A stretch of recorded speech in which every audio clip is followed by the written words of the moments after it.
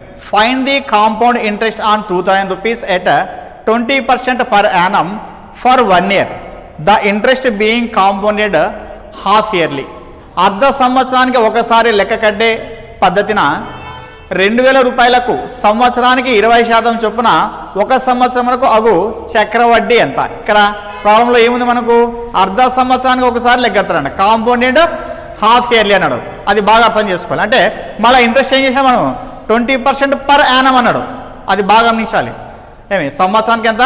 20% అన్నాడు. ఒకసారి చూసామంటే పి ఈజ్వల్ ఎంత? 2000. ఆర్ ఈజ్వల్ ఏమి? 20%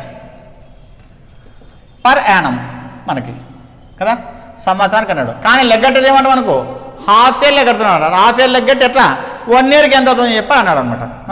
ఏమి మరి టీ వచ్చేసి ఎంత? 1 అన్నాడు. ఇప్పుడు ఏం చేస్తానంటే నేను ఏ ఈజ్వల్ టు 2000 రాసుకుంటా. హార్ వచ్చేసి 1 ఇయర్కి 20% మార్క్ ఉంది. కానీ లెగ్గట్టేది హాఫ్ ఇయర్ కదా, కాబట్టి ఏమవుతుంది? ఇది హాఫ్ ఇయర్ కంటే 10 అవుతుంది. అప్పుడు ఏం చేస్తా? 110/100. అట్లా మనం 1 ఇయర్ లెగ్గట్టాలి. ఎట్లా? అర్ధ సంవత్సరానికి ఒకసారి లెక్కట్టే పద్ధతి. టోటల్గా 1 ఇయర్ లెక్కటాలంటే 1 ఇయర్కి ఎన్ని హాఫ్ ఇయర్లు ఉంటాయి? 2 ఉంటాయి. కాబట్టి ఏం చేస్తాను? 2 టైమ్స్ వేస్తాను. 110/100 ఉంటుంది. ఓకేనా?